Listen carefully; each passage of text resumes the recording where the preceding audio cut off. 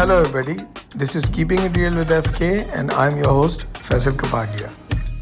तो जनाब आज हमारे साथ जो शख्सियत है हमारे पॉडकास्ट पे, he is a very steam doctor. मैं उनका बहुत ज़्यादा इंट्रोडक्शन नहीं कराना चाहूँगा। मैं चाहूँगा कि आप उनकी जर्नी के बारे में खुद सुनें और फिर खुद तायुन करें कि उन्होंने क्या काम किया है और कितना बड़ा उन्होंने पाकिस्तान को फेवर किया है। हमारी मुलाकात ऐसे हुई थी बिकॉज ये एक बहुत ही state of the art thalassemia facility run करते हैं कराची में, फेडरल्टी एरिया में, जिसका नाम है AMTF। इन साहब का नाम है डॉक्टर आसिम किडवाई। एंड आसिम साहब, thank you for joining us on our podcast today. अस्सलामुअलैकुम, कैसे हैं? वालेकुम अस्सलाम आसिम साहब, आप कैसे हैं? अल्हम्दुलिल्लाह, thank you for inviting me. Not at all Asim साहब, आवर प्लेजर। सर, जरा बताएंगे अपनी जर्नी के बारे में, कहाँ से शुरू हुए, पहले क्या करते थे, अब क्या करते हैं और क्यों करते हैं? AMTF मेडिकल स्टूडेंट लाइफ से एक था मेरा थर्ड ईयर फोर्थ ईयर से। जब मैंने चोलिस्तान भी कवर किया मेडिकल स्टूडेंट लाइफ में, और मैं कई जगह जाता रहता था, अच्छा लगता था काम करना।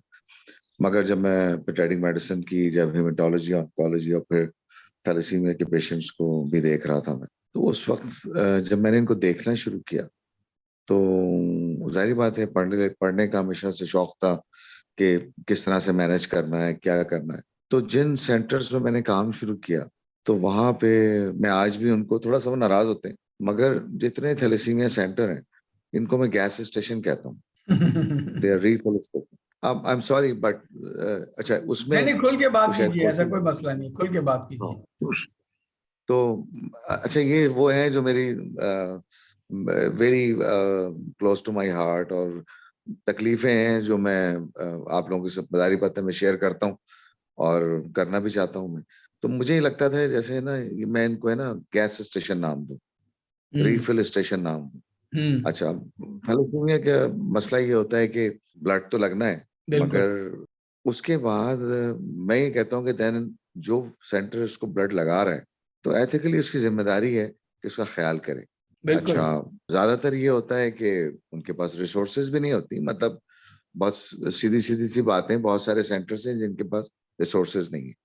अच्छा, रिसोर्सेज नहीं होने का मकसद ये नहीं है कि फिर आप हाथ पे हाथ रख के बैठ जाएं, मैं इसका कायल नहीं। सही। अच्छा, मगर ये होता है कि मैंने अपने लिंक्डइन पे भी ये डाला हुआ है, दैट्स माय थॉट प्रोसेस, कि I believe in one life and one opportunity. सही। और अल्लाह ताला आपके हर आदमी के हिस्से में कुछ ना कुछ ला रहा होता है, सही। और मैं इस पे बिलीव रखता हूँ कि ये अब आपके ऊपर है कि आप उन अपॉर्चुनिटीज को किस तरह से देखते हैं और आप पिक करते हैं, नहीं पिक करते। मुझे ये लगता था कि जो इसकी मैनेजमेंट है उस पे भी काम किया जाए, और जब तक के, जैसे कि वो कहते हैं कि वो खाली पेट हो तो कोई ईमान, कोई जहन में बात समझ में नहीं आती। देयर इज ठीक है। No mother with a empty stomach. वे वैलिड तो वैलिड, फेयर इनफ। हाँ। जो मेरा थॉट प्रोसेस था वो ये था कि अगर मुझे थैलेसीमिया प्रिवेंशन करनी है तो मुझे इनको बेस्ट सर्विसेज देनी होंगी। अच्छा, अगर मैं इनको बेस्ट सर्विसेज देता हूँ तो मैं इनका दोस्त बनूंगा, मैं इनका दोस्त बनूंगा क्योंकि मैं इनका मोहसिन हूँ, क्योंकि मैं इनका ख्याल रखूंगा। और मैं ख्याल इस तरह रखूंगा कि मतलब मैं ये बात को थोड़ा सा इस बात को मैं इस तरह से कहूंगा कि अल्लाह ताला मुझे, I become the chosen one, I become the channel. मैं बिल्कुल, इनके आपको एक लिए अपॉर्चुनिटी दी गई है ना, बहुत बड़ी अपॉर्चुनिटी दी हाँ, गई है अल्लाह मियां की तरफ से। और मैं इनकी खिदमत करूंगा। चले, मेरा मुझे ज्यादा कंफर्टेबल लगता है। मैं हमेशा इन मरीजों के साथ जब बैठता हूँ तो मैं कहता हूँ भाई, कोई खिदमत में कमी तो नहीं रह गई? तो मैं हाँ मजाक करता रहता हूँ लोग। हाँ हाँ तो हाँ। वो, मैंने कहा अभी कोई नाराजगी तो नहीं। तो मेरे जहन में था कि अगर मैं इनको, इनके जो प्रॉब्लम्स हैं उनको अगर मैं एक्नॉलेज करता हूँ और मैं कुछ और ना कुछ करते हुए मैं इनके लिए कुछ बेहतर करता हूँ, तो फिर ये शायद मेरे साथ रिसेप्टिव हो जाएंगे।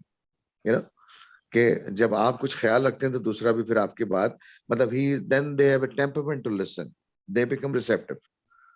तो मैंने फिर ये किया कि मैं जो एक ब्लड बैंक में काम कर रहा था, तो मैं ट्रेनिंग, तो उस दौरान मैं क्या करता था कि कुछ पैसे जमा कर लिए, कहीं से कोई डिस्काउंट मांग लिया, ये कर लिया, पेशेंट्स को एक्सप्लेन करना शुरू किया, मैंने काउंसलिंग करना। अब वो जो मैं टाइम देता था तो दे देखिए, डॉक्टर्स कौन अच्छे हैं, मैं आपको एक चीज बताऊं, हम तो डायग्नोस कर लेते हैं, जब पेशेंट आता है तो 5 मिनट में पता लग जाता है। तो 5 मिनट से जो ज्यादा देता है ना, तो पेशेंट उसका दोस्त बन जाता है। डॉक्टर साहब, you have the अगर आप मेरी राय ले तो मैं एक बचपन से एस्थमेटिक पेशेंट भी रहा हूँ, अक्यूट एस्थमा का शिकार भी रहा अच्छा, हूँ। ठीक है। और हाँ मुझे हमेशा से फील होता है कि डॉक्टर जो पाकिस्तान में जो केयर गिविंग का कॉन्सेप्ट है, जो बाहर होता है कि I am a care giver, मैंने एक हिपोक्रेटिक ओथ लिया हुआ है जी डॉक्टर, वो केयर गिविंग का कॉन्सेप्ट पाकिस्तान में नहीं है। एक बार एक बड़े फेमस डॉक्टर हैं, उन्होंने मेरे वालिद साहब को, जब मुझे एस्थमा का अटैक हुआ था, तो मेरे वालिद साहब लाइन में बैठे हुए थे, एक क्लिनिक होता था मेडिकेयर, ठीक है, और वो डॉक्टर होते थे बिल्कुल डॉक्टर गफार बिलू, बड़े मशहूर डॉक्टर हैं, जी जी जी ठीक है। बिल्कुल वो बिल्कुल वो मेरी फैमिली पीडियाट्रिशियन भी है, आज मैं उनका नाम ले रहा हूँ, ठीक है, and I know this is going to come back to me but I don't care. उन्होंने मेरे वालिद साहब को बोला था, मेरे वालिद साहब का बच्चा इकलौता बेटा मैं, जो एक एस्थमा अटैक में मुब्तला था and I was gasping for breath, मेरे वालिद साहब ने बिल्कुल रिक्वेस्ट की उनके कंपाउंडर से कि प्लीज हमें अंदर जाने दें, मेरे बच्चे की हालत बहुत तशवीशनाक है। तो उन्होंने जो है अंदर से मैसेज भेजा कि उनको बोलें कि उनका बच्चा नहीं मरेगा कल सुबह तक। तो ये बात मैं नहीं काउंसलिंग भूला आज तक। मैं जो 7 साल का मैं बच्चा था, मैं नहीं भूला आज तक ये बात। नहीं, और देखें इस एज में लाइक और जो बच्चे होते हैं, बच्चे बहुत ही जो ये एज होती है ना, बड़े रिसेप्टिव होते हैं और हर चीज को बहुत ज्यादा सेंसिटाइज होकर ले रहे होते हैं। और नहीं नहीं, वो बात ये बहुत है ना डॉक्टर साहब, सेंसिटाइज होने की भी बात नहीं है। इतनी मैं कहूंगा, अनोपनली कहूंगा मैं, इतनी एलिगेंट। शफाक बात कर किसी और ह्यूमन सोल के लिए, ना सिर्फ नाजायज और वाहियात नहीं है, it's blasphemy to your profession. आप सही कह रहे हैं। देखें मैं इसको स्पेशल बात इस तरह से करूं कि मैंने जो अपनी जिंदगी में मैं क्या कर रहा हूँ, मैं लोगों से कहता हूँ कि मैं पेशेंट से ज्यादा शायद मैं खुदगर्ज हूँ जो मैं अपने लिए काम कर रहा हूँ। मैं अपने सुकून के लिए शायद काम कर रहा हूँ। मुझे सुकून कैसे आए, अब ये एक पागलपना, फेनेटिज्म जो समझ लें, मगर सिंस लाइक मैं बात कर रहा हूँ तो बात हो रही है, करते जा रहे हैं। मैं इसको ना कोई सेल्फ अप्रेजल चाहता हूँ ना कुछ चाहता हूँ, मगर शायद मैं ऐसे ही कुछ हूँ करना चाहता था जिसमें ये जो बच्चे हैं अगर मैं इनके लिए कुछ कर पाऊं, मेरे जहन में ये था। और अगर इनमें से कोई जो है खुश हो जाए तो मैं समझता था कि ये अब मेरा जो मैं मेडिसिन बाय जो मेरे वाले साहब ने मुझसे कहा कि मुझे तुम्हें मेडिसिन करनी चाहिए, और फिर तो मैं मेडिसिन की। और फिर जब मैंने मेडिसिन की तो मैं आपको बताऊं मेरे साथ एक प्रॉब्लम शुरू हो गई। क्या प्रॉब्लम हो गई क्या? कि मैंने अपनी वालदा से एक दिन बोला, मैंने कहा कि मैं पेशेंट देखने जा रहा हूँ। थोड़े दिन मैंने वो एक काम किया था जो मुझे अच्छा नहीं लगता। तो मैं क्लिनिक में किसी की जाके ना, शुरू में आप मेडिकल ऑफिसर होते हैं ये वो, चलो प्रैक्टिस भी शुरू कर देते। तो मैंने अपनी अम्मी हम्म। से कहा कि एक पेशेंट आएगा और मैं आज उसके इंतजार में जाऊंगा, वो बीमार आएगा और फिर मैं उससे पैसे भी लूंगा। मैंने कहा ये तो बहुत ही बुरी बात है। हम्म। तो मैंने कहा ये मुझे समझ में नहीं आ रहा है, मैं इसको कनेक्ट ही नहीं कर पा रहा तो अपने आप। आपका दिल नहीं मान रहा था?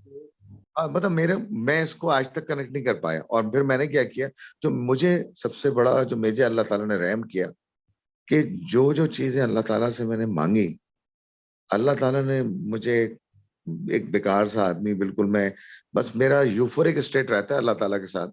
मैं माइल्ड यूफोरिक स्टेट में रखता हूँ अपने आप को, इंटेंशनली रखता हूँ मैं, कि मैं जो करना चाह रहा हूँ अल्लाह ताला मुझ पर रहम करेंगे। और मुझे तो मैंने अपनी अम्मी से बोला कि मैंने कहा अम्मी ये तो सही नहीं है, हम जिस पेशेंट को देख रहे हैं तो उससे हम पैसे भी ले रहे हैं, तो इसका मतलब है हम उसके पैसे लेने बैठे हुए। तो मेरी अम्मी ने कहा इसका तो भाई इलाज कराना पड़ेगा, ये तो बड़ी प्रॉब्लम में आ गया। तो मैंने कहा नहीं। तो फिर मैंने क्या किया, मैंने कहा ओके, तो मैंने अल्लाह से मैं हमेशा मांगता हूँ और अल्लाह से मैं रहम मांगता हूँ और मैं सोल्यूशन मांगता हूँ। मुझे समझ में जब नहीं आते तो मैं जो अल्टीमेट पावर है उससे मैं मांगता हूँ कि भाई मुझे कुछ समझा दें। तो मैंने कहा मैं फिर ऐसे प्रोजेक्ट्स में काम करूंगा जिन प्रोजेक्ट्स में कैश काउंटर ना हो, और जिन प्रोजेक्ट्स में मैं उनके लिए हेल्प आउट करूं और वो मैं उनसे पैसे ना ले रहा हूँ, ना मैं हम्म। कोई ऐसा काम करूं। वो तो वो फिर मेरी समझ में आते आते मैं पेशेंट्स को थैलेसीमिया के देखता था, मैं कहता इनके लिए कैसे करूं मैं काम। और आपको मैं बताऊं कि मैं हमेशा एक बात कल भी मैं एक प्रेजेंटेशन में था यहाँ पे इस्लामाबाद में, तो मैंने उनसे कहा एक हार्ट अटैक होता है और दूसरा हार्ट अटैक बिल देखने के बाद हो जाता है अस्पताल में। जी बिल्कुल। बिल्कुल ऐसे ही होता है। और मुझे बताएं it's always out of the pocket, it is always health is always out of the pocket. हाँ, बिकॉज और हमारे मैं पाकिस्तान में मेडिकल इंश्योरेंस वगैरह टाइप की चीजें वैसे भी नहीं है ना। देखिए अब कनाडा में क्या है कि आप टैक्स देते हैं, वही पैसा आपको मिलता है। दैट्स फाइन, वो आपको सर्विसेज देते हैं, मगर अदरवाइज वहां पे भी आप अफोर्ड नहीं कर सकते, कुछ भी नहीं कर सकते अफोर्ड, अगर हेल्थ इतना महंगा है। तो ये it is always, and you know it is the right of the child to have the treatment, and it is not right once it is out of the pocket. तो मेरे जहन में ये आया कि मैंने कहा नहीं यार, मैं ऐसा करता हूँ। अच्छा, उस जमाने में नए नए रेसिडेंट ट्रेनिंग प्रोग्राम किया था, हर आदमी बस एक अपने ख्वाबों में होता है, ये करना है, वो करना है, ये करना है। मेरा दिमाग इनके साथ कहीं फंस गया और मैंने कहा मुझे इनके लिए कुछ करना चाहिए। That was like difficult decision, being the eldest in the family. और अम्मा अब्बा के अच्छा ये अब ये करेगा, अब ये करेगा, वो करेगा, वो हमने कहा ये ना वो। तो मैंने फिर इस पे मैंने कहा इनके लिए मैं कुछ करता हूँ। और मुझे दिन याद है, वो मैं सुबह मुंह हाथ धो रहा था, तो मिरर के सामने मैं खड़ा होके मैं हमेशा इसको कोट करता हूँ। मैंने कहा यार ये मैं, वो कहते हैं ना उड़ता तीर जमान में ये ले रहा हूँ मैं। मतलब ये मैं ये, या मैंने कहा Asim, it's a long, it's a very long kind of a commitment which I am gonna take, और मुझे करना चाहिए। मैंने अम्मी से नहीं पूछा, अब्बू से भी नहीं पूछा, और मैंने कहा ये मैं करना चाह रहा हूँ, मुझे ये करना है। और मैंने बस उसके बाद फिर मैंने ये किया, मैंने मुंह हाथ धोया, मैंने कहा अल्लाह मालिक, let's start. That was the day. मगर उसके पीछे मेरी 4 साल मैं इन बच्चों के साथ बहुत काम करता रहा, और मुझे उलझन ये होती थी, जब मैं वो, और वही शायद मेरा डिसीजन पॉइंट को वो अकुमुलेट कर रहा था उसका, कि जहां पे मैं फेल होता था, कि जहां पे मेरे पे पैसे खत्म हो जाते थे, या मैं उनका कुछ कर नहीं पाता था, या 4 बजे के बाद the child came to me, वो सेंटर के अंदर मेरे पास 2 बच्चे आए। और आप मुझे बताएं कि अगर एक बच्चा उसका 2.1 ग्राम एचबी, 2.1, ओह माय गॉड, ठीक है, दोनों बच्चे आए, मैंने उनको उस हॉस्पिटल में, मैंने कहा कि बराबर में हॉस्पिटल था, मैं वहां मैंने कहा इनको दाखिल करें। बड़ी मुश्किल से उन्होंने दाखिल किया, और एक शायद बच्चा जो था वो भी इसी दौरान आया था, वो थैलेसीमिया का, उसकी डेथ हो गई। ओह माय उसकी जब गॉड, डेथ हो गई तो उसको उन्होंने स्ट्रेचर पे लाके उधर साइड पे रख दिया। उसकी आधी बॉडी पे कपड़े थे, मतलब एक कवर भी नहीं इसको किया। तो मैं जाके उनसे लिटरली मैं लड़ा उनसे जाके, और मैंने उनसे कहा मैं am going to call media. मैंने कहा तुम लोगों को शर्म नहीं आती? मगर मुझे बड़ी तकलीफ हुई उस चीज से, कि जिसकी बॉडी पे बेचारे पे आधा, मुझे बहुत तकलीफ हुई उस दिन। और मैं, मतलब मुझे समझ में नहीं आ रहा था, मैंने कहा ये क्या बेगैरती है, सॉरी, आई एम सॉरी, मगर नहीं, दिस इज व्हाट। बिल्कुल बिल्कुल बिल्कुल आपके सेंटिमेंट से मैं एग्री करता हूँ। मैंने कहा यार ये कोई, मतलब कुछ तो इंसान बने आदमी, मतलब कहीं हाँ तो कुछ लेवल का इंसान तो रहे ना आदमी। जो आदमी मर गया उसको कवर तो कर दो प्रॉपर। हाँ, वो दोनों बच्चों को मैंने लिया। वो मुझे इसलिए बच्चे याद आ रहे हैं कि मैं परसों 3 दिन पहले मैं एक राउंड करने गया, तो ऊपर दाखिल हुई थी बच्ची। तो मैंने उससे बोला तुम वही हो ना? तो मुझसे कहने लगी यस। मैंने कहा तुम मेरे पास 2.1 ग्राम एचबी के साथ आई थी, इसकी वालदा बैठी थी। मैंने कहा यार इट्स 24 इयर्स नाउ। वाह, शी स्टिल अलाइव, माशाल्लाह, फंक्शनिंग, अल्लाह का शुक्र। नहीं नहीं, माशाल्लाह बहुत अच्छी है। मैंने कहा यार, मैंने कहा तुम जवान हो रही हो, हम बूढ़े हो रहे हैं भाई। हम्म तो तो शी डॉक्टर इज साहब, नॉट ये 23, एक बात 24। बताएं मुझे, देखें आप, हाँ। जो डॉक्टर्स होते हैं वो मेरे ख्याल से वो डेथ और लाइफ सेविंग दोनों से इम्यून हो जाते हैं आफ्टर अ वाइल। या तो जो इम्यून नहीं होते, मैंने देखा है कि वो एक गॉड कॉम्प्लेक्स में चले जाते हैं। जैसे मेरे कुछ हम्म दोस्त कार्डियक सर्जन है, वो एक गॉड कॉम्प्लेक्स में चले जाते हैं कभी कभार के, मैं बचा सकता हूँ या मैं खत्म कर सकता हूँ उसको। मुझे आप एक बात बताएं कि ये आपने जो एएमटीएफ का आगाज किया, तो एएमटीएफ के आगाज में आपको ये जो थैलेसीमिया हॉस्पिटल है आपका, उसमें आपको क्या मुश्किलात फेस हम्म आई? फंडिंग की मुश्किलात आई, गवर्नमेंट की तरफ से मुश्किलात आई? बिकॉज देखिए, आपके जैसी जर्नी ना हर इंसान की नहीं होती, और मैं चाहता हूँ उस जर्नी पे ज्यादा से ज्यादा बात हो, ताकि जो बाहर अभी लोग बैठ के और डॉक्टर्स बैठ के सुन रहे हैं ना हमें, या जो सुनेंगे आगे जाके इस पॉडकास्ट को, उनमें जज्बा पैदा हो कि यार ये कर सकता है तो मैं क्यों नहीं कर सकता। हम्म यार इसमें फिर ये हुआ कि मैं एक काम हमेशा इसमें चीजों में रखता हूँ जहन में, कि मैं ये समझता हूँ कि ये मेरा अपना बिलीव है, और मैं सब बातें, इसमें कोई लफाजी नहीं है। We are just whatever is coming in my, I talk with my heart. तो बस जो जहन में आ रहा है मैं बोलता जा रहा हूँ, ठीक है ना? सही है, तो सही। मैं हमेशा ये ये समझता पॉडकास्ट हूँ एडिट कि भी नहीं होता, ये भी मैं आपको बता। अगर आप कोई काम करना चाह रहे हैं हम्म और वो सही है, हम्म तो तो वो होगा, और अगर वो नहीं होगा तो कुछ से कुछ बेहतर होने वाला है। मतलब I just keep my half glass full, मुझे आधा ग्लास हमेशा, मुझे खाली नजर नहीं आता। मैंने जब ये काम, फिर मैंने कहा चलो काम शुरू करते हैं। अब वो बच्चों की तरह जो है ना, उसका वो मैंने रोड मैप बनाना शुरू किया, ये करना है वो करना है। हाँ, मुझे कहीं से क्योंकि किसी जाहिर है साहब से आपने मैंने आज बोला, से पहले मैंने काम कहा थोड़ी किया था। तो 2003 की बात है, 2002 की बात है ना उससे। तो मैंने किसी से 30,000 रुपए लिए उसमें। मैंने सही। कहा ये 10 चेयर लेनी है मुझे ट्रांसफर की। अच्छा, उस वक्त कोई बजटिंग भी नहीं करते थे बेवकूफों की तरह, ये चले भाई एक था। मैंने कहा 10 चेयर चाहिए ट्रांसफर, 3,000 रुपए की मैंने कहा चेयर बनवाएंगे। अच्छा, ये शुरू से मेरा शौक है design, and you have been to my, ये पूरा मैंने खुद डिजाइन किया है ना, ये जो आप देखते हैं ना व्हाइट पे पूरा, और ये जो, जी यू हैव जी बीन जी, टू मुझे दैट मुझे प्लेस। बखूबी अंदाजा है उसमें। अच्छा, वो सब डिजाइनिंग में पता नहीं, बस अल्लाह का वो है, वो अल्लाह ताला करवा देता है। तो मैं बड़ा शौक से, तो मैंने वो चेयर्स डिजाइन की अपने लिहाज से कि कम, और वो डिजाइन इसलिए की कि यार डिजाइन में करके दे देता हूँ, कम पैसे लगेंगे, इसलिए कर दी। हाँ जाहिर है। वो 30,000 रुपए की मैंने वो चेयर्स बनवाई 10। अब वो 10 चेयर मैंने बनवा दी। उसके बाद मैंने कहा अच्छा, अब ये 10 चेयर बन गई, इनको रखेंगे किधर? हाँ फिर मैं गया एक जहाँ, मैंने कहा ये बन गई। फिर मैं एक जगह गया तारिक रोड पे, जो तारिक रोड पे EBH है ना, इंग्लिश बूट हाउस, जी जी जी बिल्कुल। उसके ऊपर एक फ्लैट था, उसमें अल्ट्रासाउंड का काम करते थे वो लोग। तो वहां उनके पास मैं ऊपर गया, मैंने उनसे बात की, जानते थे मुझे वो, मेरे एक रिलेटिव थे। मैंने उनसे कहा यार एक काम करेंगे, एक रूम हमें आप दे दीजिए फ्रंट का, इसमें हम अकाउंट्स एक बनाएंगे और एक क्लिनिक बना देंगे, रिसेप्शन आपका यूज कर लेंगे, एक रूम आपके पास अंदर है अपार्टमेंट में, वो उसमें हम 10 चेयर रख लेंगे, बस हमें बाकी आप अपना अल्ट्रासाउंड का ट्रेनिंग का करते रहिए, हम आपको एक किराया भी दे देंगे इसमें से। और हमने एक नर्स, एक मैं खुद डॉक्टर, एक अकाउंट्स, एक रिसेप्शन और एक हाउसकीपर, ये हमने कहा चलें भाई अब बिस्मिल्लाह करके काम शुरू करते हैं। ये हमने काम तारिक रोड की फ्लैट के एक कमरे में स्टार्ट किया। जबरदस्त। ठीक है, अब मैं आपको इसमें मजे की बात बताऊं, उस वक्त एक कैनोला जो है ना, वो 25 रुपए का आता था, मेरा ख्याल है सही। 25 रुपए का आता।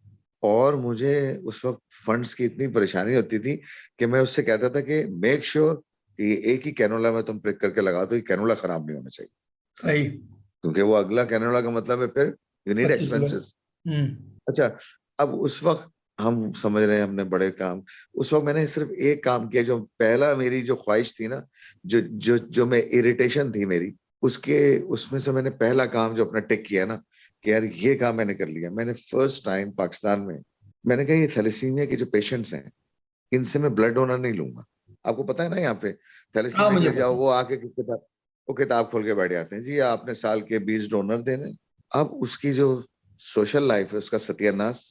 थोड़े दिनों में उसका रिश्तेदार फोन ही नहीं उठाते उसका, वो बेचारे का, वो वैसे भी खैरियत के लिए फोन करे ना, तो फोन भी नहीं उठाते। इतना सत्यानाश कर देते हैं उनकी सोशल लाइफ का कि उनके रिश्तेदार उनसे बेचारे मिलते नहीं, फोन ही कि एक फोन मांगते रहते हैं करेगा पूरी तो। जिंदगी।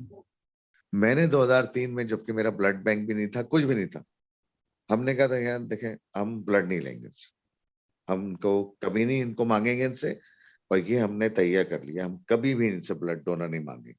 वो पहला दिन था, और आज 1600 पेशेंट है Faisal, not a single time we have asked any parent, they are such naive, वो इतने इतने नाइव, अगर वो शायद किसी और सेंटर में जाए ना तो वहां जाके वो जरूर पूछेंगे उनसे कि भाई ये ब्लड क्यों मांग रहे हैं हमसे आप, वो इतने नाइव हो चुके हैं इस सिस्टम के अंदर कि भाई डोनर हम क्यों देंगे, सॉरी। अच्छा, मुझे मुझे थोड़ा सा देखें, फॉर द अनइनिशिएटेड, थोड़ा सा आप थैलेसीमिया को एक्सप्लेन भी कर दें कि हम जिस चीज़ की, जिस मौलिक बीमारी की बात कर रहे हैं जिसमें हर हफ्ते ऑलमोस्ट ब्लड रिक्वायर्ड होता है, वो किस वजह से होती है और उसका इलाज क्या है।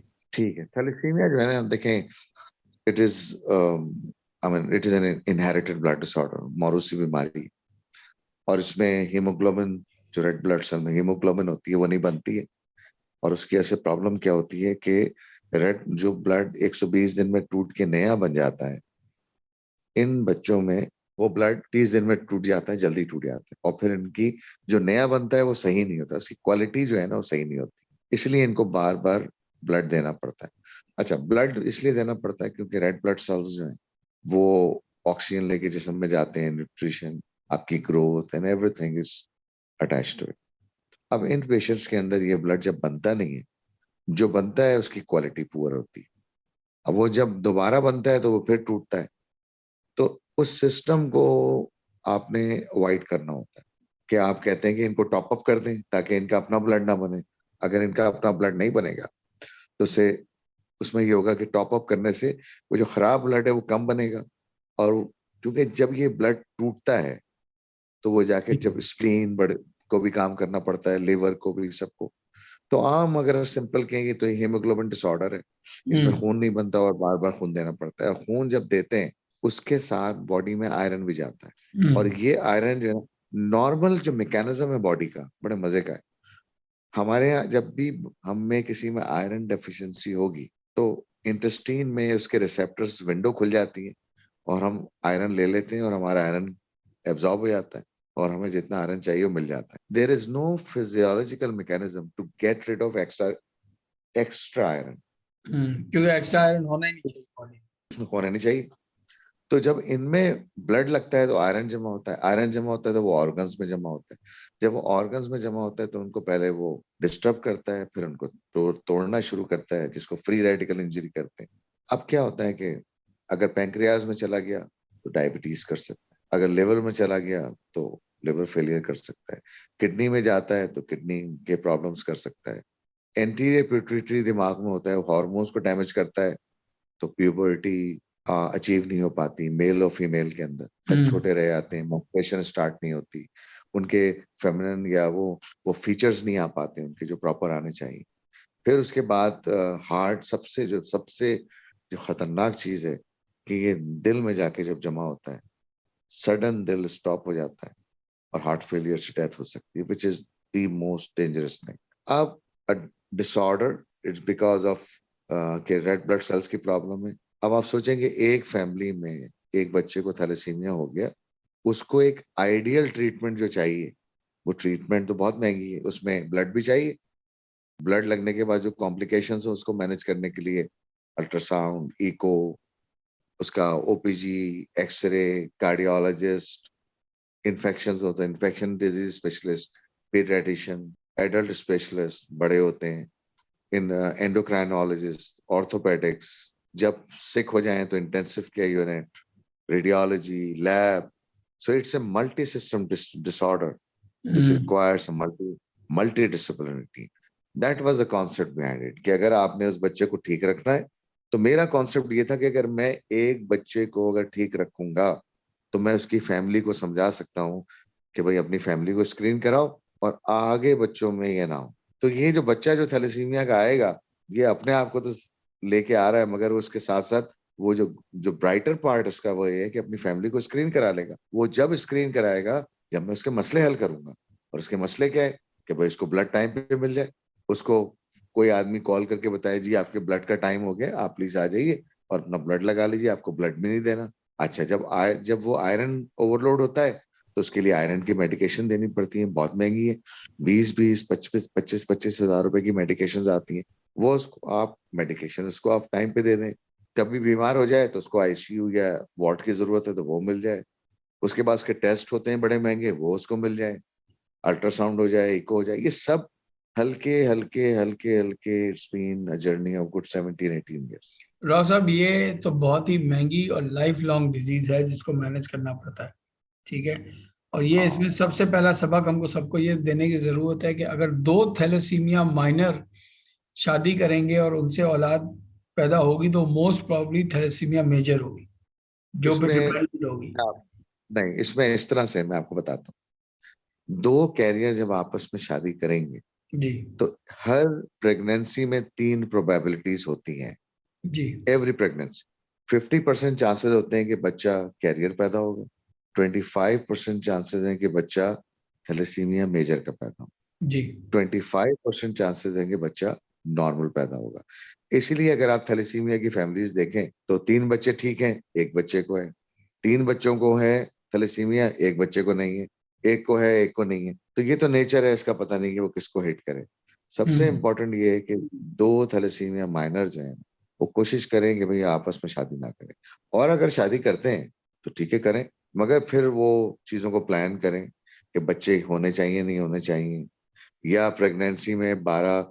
तो मैं कहता हूँ कि इस स्टेज पे जाए क्यों आदमी, है ना, क्योंकि the moment you have one patient diagnose with any kind of A chronic disorder, भले वो ब्लड का हो या किसी चीज का हो, फैमिली हिल जाती है भाई, फैमिली हिल जाती है। हाँ जाहिर सी बात है सर, ये तो बड़ी खतरनाक बिल्कुल, बड़ी हाँ। बिल्कुल हिल जाती है प्रॉब्लम्स, मतलब बहुत ही डिफरेंट हो जाती है प्रॉब्लम्स। तो अच्छा, फिर उसके बाद जिस कंट्री में they are last in the queue, ICU तो इनको मिलता ही नहीं। और एक साहब मुझसे कहने लगे, मैंने जब वो फ्लैट लिया था ना जिसमें मैं थैलेसीमिया सेंटर बनाया था, तो मैंने इनके लिए उसमें ना, अच्छा मैं छोटी छोटी चीजों से मैं बहुत मैं मुझे खुशी होती है मैं जब ये काम करता हूँ। मैंने उनके लिए डिस्पेंसर लगवाया पानी का। मैंने कहा यार इनको पानी जो है ना, अच्छा मैंने स्टैंडर्ड बड़े सिंपल रखे हुए। I don't read the books for the standards. मैं बस ये देखता हूँ कि मेरे बच्चे को क्या पसंद होता है, अगर वो यहाँ पे अल्लाह ना करे या कोई भी चीज उसको, तो मैं क्या करता, तो बस मैं वो करता हूँ, फिर मैं वही करता हूँ। तो मैंने डॉक्टर साहब डिस्पेंसर आपकी जो लगवाया। लैब और आपकी जो चीजें मैंने देखी हैं वो तो बिल्कुल स्टेट ऑफ द आर्ट है। आप बोल रहे हैं आप किसी स्टैंडर्ड में बिलीव नहीं करते। बस वो स्टैंडर्ड ये है कि जो हमें पसंद है वही स्टैंडर्ड, उसमें फिर आगे पीछे कुछ नहीं होता। आप देखिए ना, वो लैब कोरियन पे बनी हुई है। 2011 में मैंने अटेम्प्ट किया था कोरियन। उस जमाने में 20-25 लाख रुपए खर्च किए थे। ये हमारे बोर्ड वालों की चीखें निकल गई थी, बड़े नाराज भी। अच्छा, लोग नाराज भी हो जाते हैं कभी कभार मुझसे, कहते हैं कि आप बहुत महंगा काम, बहुत यू आर टू कॉस्टली। तो मैंने कहा भाई, मसला ये है फैसल कि हमारी एक्सेप्टेंस बताओ क्या है। हमारी शायद हम लोगों की एक्सेप्टेंस ही नहीं है कि मुझे या मेरे बराबर वाले को एक जैसी चीज मिल जाए। शायद हमारे अंदर ये प्रॉब्लम्स हैं। हम एक एनजीओ लेवल पे अगर अच्छा काम कर रहे हैं, तो जो डोनर पैसे दे रहा है ना, वो भी ये कहता है कि इतना क्यों कर रहे हैं आप। तो मैं कहता हूँ या तो आप मेरे साथ काम कर लें, या please take your donation back. इस तरह काम नहीं हो सकता। काम तो हमारे तरीके से होगा, और काम वही होगा जो हमें और आपको पसंद है। तो मैं वो बात इसलिए बता रहा हूँ कि उसने मुझे बड़ी एक अजीब सी बात बोली, और मेरे अल्लाह ताला ने उस वक्त दिमाग में उसको जवाब, मैं इतना हाजिर दिमाग नहीं हूँ, मगर उस दिन मेरे दिमाग में जवाब था, मैंने दे दिया उसको। तो मुझसे कहने लगे कि आप इनकी आदतें खराब कर रहे हैं। बहुत ही स्ट्रांग उनका स्टेटमेंट था। तो मैंने उनसे कहा कि आप ये बताइए, आपका बिजनेस कैसे चल रहा है। तो कहने अच्छा चल रहा है। मैंने कहा पिछले साल से बेहतर हुआ है। तो कहने लगे हाँ। मैंने कहा आदतें तो फिर आपकी भी खराब हो जानी चाहिए। तो बात ये एक्सेप्टेंस नहीं है। हमने जब आप वहां पे आए, आपने विजिट किया, तो आप, वो बाहर से तो बड़ी डिसीविंग बिल्डिंग है, आपको भी पता है वो लगता है कि हाँ पता बिल्कुल। नहीं कहाँ अंदर कोशिश कर रहे हैं, वैसे उसके लिए भी कोशिश कर रहे हैं कुछ पैसे मिल जाए। अभी तक तो नहीं मिले। तो मगर जब आप अंदर आते हैं तो आपको लगता है कि नहीं यार, यहाँ पे काम हो रहा है। मैंने फेसबुक पे पोस्ट लगाई थी, कॉरिडोर्स ऑफ केयर के नाम से। और मैंने वो इसलिए लगाई कि जब मैं एएमटीएफ कराची के कॉरिडोर में खड़ा होता हूँ, और अब मैं जब एएमटीएफ शिकारपुर के कॉरिडोर में खड़ा होता हूँ, तो मुझे यूनिफॉर्मिटी ऑफ सर्विसेज लगती है। मुझे लगता है मैंने कहीं पे बीमारी नहीं की। तो ये जो एक वो था ना कि सर्विसेज जो है ना यार, उसकी यूनिफॉर्मिटी लाई जाए। यूनिफॉर्मिटी क्या है, top of the line equipments हों, टॉप ऑफ द लाइन चीजें हों, और हर चीज टॉप ऑफ द लाइन हो। उनको खाना भी मिले, उनको ट्रांसपोर्ट टिकट भी मिले, उनको सर्जरी करानी हो तो सर्जरी भी हम कराएं उनकी, उनको। अब मैंने जब यहाँ पे हम करते करते, फिर क्या हुआ, फ्लैट से 3 कमरों का जो फ्लैट था ना, फिर उनके साथ हमारी कोई प्रॉब्लम्स इतनी ज्यादा चली नहीं, क्योंकि वो फर्स्ट फ्लोर सेकंड फ्लोर पे था, वहां पे पेशेंट को चढ़ने में मुश्किल। फिर मैं चला गया नैनीताल वाला चौरंगी पे, एक मेजनीन फ्लोर मिल गया, वहां चले गए। वहां पे फिर हमने छोटा एमटीएफ बनाया। 2 हमें हॉल मिल गए मेजनीन फ्लोर के, उसमें हमने छोटा सा किचन भी बनाया, हमने एक मेडिकल रिकॉर्ड भी बनाया, तो लैब भी बनाई। मतलब इतने छोटे से एरिया में बहुत कुछ बनाने की कोशिश कर ली। उस वक्त मेरे पास फिर पेशेंट हो गए, 175 पेशेंट हो गए। और मैंने कहा ये 175 पेशेंट। पहला डोनेशन जो मेरे पास 30,000 रुपए का आया था, उसके बाद एक और डोनेशन मेरे पास आया 1 लाख रुपए का। तो मैंने कहा अरे यार, इतने सारे पैसे आ गए। हमने कहा भाई अब ये किसके पैसे हैं, ज़कात के ही हैं। मुफ्ती हजरात को बुलाया, हमने कहा भाई इसका जरा बताइए सिस्टम क्या होगा। उन्होंने कहा भाई ये होगा, ज़कात का अलग होगा, डोनेशंस का अलग होगा। तो हमने डे 1 से फिर मुफ्ती सबको अपने साथ, और जो एक पूरा के भाई ज़कात का सिस्टम कैसे, पेशेंट्स कैसे आएंगे, इवेल्युएशन कैसे होगी। 99% of the patient they fall in the non affording kind of A group. और हर आदमी का यही हाल है। हेल्थ तो 3 दिन के बाद जब आप अस्पताल में दाखिल होते हैं, तो दाखिल होते ही के बाद आपको ये डर लगता है कि अब बिलिंग वाला आपको बुलाएगा, अब बुलाया उसने, और दूसरा फिर आप कहते हैं कि या तो कुछ बेचो या कुछ मांगो या कहीं से उधार लो। बस अरे डॉक्टर ये साहब मुझे ये सिनारियो बताइए, हो सॉरी रहा टू है। कट यू शॉर्ट, देखें ये आपकी डोनेशंस का लिंक तो हम इस पॉडकास्ट के एंड पे भी चलाएंगे इंशाल्लाह। और एक तरीका तो Okay. ये है कि हम इस सेंटर को इस तरह सपोर्ट कर सकते हैं डोनेशंस देके। इसके अलावा आप क्या मैसेज देना चाहेंगे लोगों को बाहर? बिकॉज देखें ये जो आपकी जर्नी है ये तो हमने एक छोटी सी 25-30 मिनट की कॉन्वर्जेशन में इनकैप्सुलेट करने की कोशिश की है, मगर आप लोगों को क्या मैसेज देना चाहेंगे जो सारे लोग सुन रहे हैं कि किस तरह वो इस कॉज में हेल्प कर सकते हैं, किस तरह वो इस कॉज में आगे बढ़ के आपके साथ काम कर सकते हैं? देखिए, इसमें मैं अब इस वक्त प्रेजेंट सिचुएशन है कि अब ये पाकिस्तान का पहला 3-4 फ्लोर का 45 bedded cashless HDU ICU ward, radiology, red bus, clinics, cardiology, अब BSL-2, कितना कुछ बन गया है। मतलब एक प्रोजेक्ट जो कि, और इस वक्त 1600 पेशेंट्स हैं जो इस वक्त यहाँ पे हैं। और हमने, आपको पता है कि इमरजेंसी फ्री है, ICU हमारे पास बेड है, तो देर इज नो, हम कोई नो नहीं, हम लेते रहते हैं। और यही फिर अब शिकारपुर में इस वक्त तकरीबन 150 पेशेंट वहां पे भी हो गए। मैं सिर्फ अब 2 काम जो मेरा है, हमें प्रिवेंशन पे पैसा सबसे ज्यादा चाहिए, कि हम लोगों को स्क्रीन करें, और a box with the 2 hole, कि हम प्रिवेंशन पे जाके उनकी स्क्रीनिंग करें, और जो बच्चे ये आ गए इनका इलाज करें। देखें, हमेशा वो फैमिली आपकी बात सुनती है। अब देखें, मेरे पास जितने पेशेंट्स हैं, इन पेशेंट्स में से 15 साल में 4 नए पेशेंट्स जो है ना, उनमें से जिनके और थैलेसीमिया के बच्चे पैदा हुए, इतने ये सेंसिबल हो गए, they come to me and sit down, हम प्लान कर रहे हैं प्रेगनेंसीज, अगले बच्चे पे जाए नहीं जाए। तो यही अब है मेरा, है कि 2 चीजें इसमें जो मैं, क्योंकि बड़ा टाइम मैंने बातें थोड़ी हो गई, कि एक तो ये कि हमें हमें सपोर्ट करें विद देयर टाइम। जैसे कि टाइम इज वेरी इंपॉर्टेंट, जब आप टाइम देना शुरू करते हैं तो आप सब कुछ करते हैं। टाइम बहुत ही कीमती चीज होता है। सेकंड थिंग इज कि ज्वाइन कोई भी हमें, हमारे साथ, जैसे अभी हमारा एक फंड रेजिंग डिनर इंशाल्लाह हम सब मिलके प्लान करेंगे, तो वो हमारे 20 साल कंप्लीट हो रहे हैं, तो इंशाल्लाह 20 साल कंप्लीट हो रहे हैं, तो उसके लिए एक पूरा, मैं चाहता हूँ कि फंड रेजिंग डिनर हो, उसके अंदर लोग हमारे साथ आए और फॉर अ कॉज वो हमारे साथ, फिर आगे चल के हम बच्चों के लिए हॉस्पिटल भी एक अच्छा सा डेवलप करना चाह रहे हैं इस जगह पे। तो मेरा यही है कि बस लोग जो है ना इसमें जुड़े, और ये एक है ना, ये एक केयर का रिश्ता है। इसमें यकीन माने, इसमें सिर्फ एक चीज मुझे समझ में आती है कि आप अपने आप को ठीक करें बस अपनी। मैं सिर्फ ये देखता हूँ कि अल्लाह ताला ने इस काम के लिए जो लिया है, तो ये काम बेहतर तरीके से हो, और ये मरीज जितना खुश हो, जितना अच्छा, ये जब आते हैं, दाखिल होते हैं, ICU में दाखिल होते हैं। परसों मेरे पास एक पेशेंट आया, और वो 3 साल पहले मेरे पास आए थे, तो मुझसे कहने लगे आपने हमें देखा है पहले? तो मैंने कहा यस। कह रहे हैं 3 साल पहले भी हम इसी प्रॉब्लम से आए थे, इसकी टांग बच्चे की मूव नहीं कर रही। तो मैंने कहा बिल्कुल। तो कहने लगे हमने रजिस्ट्रेशन के लिए भी बोला था। मैंने कहा अभी पूरे कराची इंशाल्लाह, मेरा दिल तो चाहता है कि पूरे जो पेशेंट आया उसको मैं ना करूं, तो इमरजेंसी में मैंने उसको ले लिया। और उस बच्चे की अभी लेग का जो प्रॉब्लम चल रहा था, माशाल्लाह से काफी पेन फ्री हो गई। तो वो बस मैंने उनसे एक बात बोली, वो मेरे पास आए थे, और वो रात में आए थे वो, और हम्म। मुझसे वो कहने लगे कि डॉक्टर साहब फिर हम ऐसा करते हैं कि आपको परसों दिखा देंगे। मैंने कहा नहीं, तुम अभी दाखिल हो गए।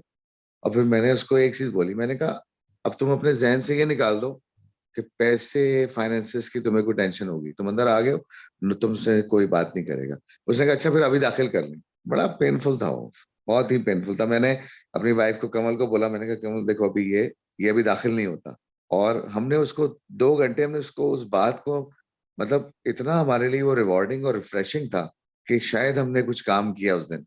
कि जब उसने कहा ना अच्छा डॉक्टर साहब फिर मेरी, पहले वही कह रहा था कि अच्छा फिर मैं घर जाता हूँ और आता हूँ, ठीक है, वो सोच जिसका रहा था कि मतलब है वो बिल का नहीं कर। आता। अच्छा, फिर वो, उसने, जब मैंने उससे ये बात बोली, तो उसने बड़े मजे से बोला अच्छा डॉक्टर साहब मेरी वाइफ यहाँ रुक जाएंगी, कोई मसला नहीं। मैं, मतलब आदमी क्या करे, रोए, सर फाड़े, क्या करे यार। सर आप it's not message they fair. रहे थे, मैसेज मैसेज क्या देना चाहते हैं आप लोगों को? मैं लोगों को बस ये मैसेज देना चाहता हूँ कि एक तो स्पेयर योर टाइम, नंबर 1, हमारे साथ जुड़े, हमें आपका टाइम चाहिए। As a volunteer. Second thing कि हम जो प्रिवेंशन का काम कर रहे हैं कि जिसमें हम स्क्रीनिंग करें और फैमिलीज को बताएं कि आपके यहाँ कैरियर्स हैं और आपस में उसकी कॉस्ट की जो आती है पर कैरियर में ख्याल कुछ पैसे लगते हैं, उस कॉस्ट में आए। और तीसरा, जो बच्चे यहाँ पे हमारे पास हैं इनको ब्लड की जरूरत होती है, तो इनकी ब्लड की स्क्रीनिंग कॉस्ट होती है, उस कॉस्ट को कोई ना कोई ले हमारे साथ। और सर फिर क्या स्क्रीनिंग कॉस्ट होती है एक बच्चे की? मेरा ख्याल है एक बच्चे पे 3-3.5 हजार स्क्रीनिंग कॉस्ट होती है पर मंथ? कभी कभी इनकी पर मंथ होती है। फिर इनकी मेडिसिन आती हैं, वो तकरीबन 10-15 हजार रुपए की आती हैं। और उसके बाद जो प्रिवेंशन है कि अगर एक बच्चे को स्क्रीन करना है तो 2-2.5 हजार रुपए उसकी स्क्रीनिंग के लग जाते हैं, मगर it's worth spending on screening. अब एक फैमिली को crossing on the red signal and crossing on the green signal, तो सर आप ये बताएं कि पर बच्चा अगर कोई स्पॉन्सर करना चाहे जो ये पॉडकास्ट सुन रहे हो तो उसको कितना खर्चा आएगा पर बच्चा, अंदाजन बताएं, मतलब then obviously they can contact. देखें, अगर लेस देन 10 इयर्स है तो 20 हजार रुपए पर मंथ खर्चा आएगा। अगर 10 to 20 इयर्स है तो तकरीबन 30-35,000 तक आ जाता है। ये मैं वो बता रहा हूँ कि जो ये गैस स्टेशन नहीं है, ये 24 hours hospital with care related to every aspect of his life related to the disease. ठीक है। अच्छा डॉक्टर साहब, जो बार बार गैस स्टेशन कहते हैं, मैं आप लोगों को बता दूं इसका मतलब क्या होता है। इसका मतलब ये होता है कि थैलेसीमिया के पेशेंट्स जो हर हफ्ते 8-9 दिन में उनको ब्लड चाहिए होता है, दूसरे सेंटर्स ऐसे भी हैं जो ये करते हैं कि उनको ब्लड दे के छोड़ देते हैं। तो ये जो इदारा है AMTF, ये बिल्कुल भी ऐसा नहीं करता, 24 घंटे केयर करता है इनकी निगहदाश्त करता है, इनको अवेयरनेस प्रोवाइड करता है और कम्प्लीटली फ्री है। मैंने खुद जाके फैसिलिटी कई बार देखी है, मैं लोगों को ले भी गया हूँ। अगर कोई इस फैसिलिटी को विजिट भी करना चाहता है तो प्लीज़ हमारे कमेंट्स में जो है वो हमें नोटिफाई करें। और इस पॉडकास्ट को काइंडली, मैं किसी पॉडकास्ट पे नहीं कहता कि लाइक शेयर और कमेंट करें, बिकॉज मेरा ख्याल ये होता है कि अगर वो इंटरेस्टिंग होगा तो लोग वैसे ही लाइक शेयर और कमेंट और सब्सक्राइब कर देंगे मेरे पॉडकास्ट को। और काइंडली इस पॉडकास्ट को, बिकॉज ये मैसेज फैलना ज़रूरी है, प्लीज़ शेयर करें, प्लीज़ लाइक करें और बेल आइकन पे क्लिक करें ताकि हम आपको ऐसे और भी पॉडकास्ट और ऐसे और भी लोगों से मिलाएं जो इस सोसाइटी के लिए मेरे नज़दीक तो मसीहा है। Thank you so much doctor साहब। मुझे नहीं लगता कि हम लोग एज अ सोसाइटी आपका शुक्रिया अदा कर सकते हैं। आपको अल्लाह ही अजर देगा इस चीज़ का। तो सर लगे रहें। मेरे ख्याल में सब अपने अपना काम कर रहे हैं, मेरा ख्याल है बस हमें काम सही तरीके से करना चाहिए, बस चले ये आप जरूरी। आप उसको ऐसे ले लें, बट मेरा नहीं ख्याल, एज अ पर्सन जब मैं बात करता हूँ, मैं झूठी तारीफ किसी की नहीं करता मुंह पे ना पीठ पीछे। मुझे नहीं लगता कि हम लोग आप जैसे लोगों का शुक्रिया अदा कर सकते हैं, बट अल्लाह आपको और हिम्मत दे और अल्लाह ये शिकारपुर के अस्पताल और ऐसे पता नहीं कितने और अस्पताल आपके हाथों खुलवाए। AMTF कराची, AMTF शिकारपुर, ये जो भी उसका नाम है, और आगे जो भी हॉस्पिटल्स खोल सकते हैं अल्लाह आपके हाथों खुलवाए। And best of luck sir, and thank you very much for giving us your time. शुक्रिया भैया, आपका भी बहुत बहुत थैंक यू।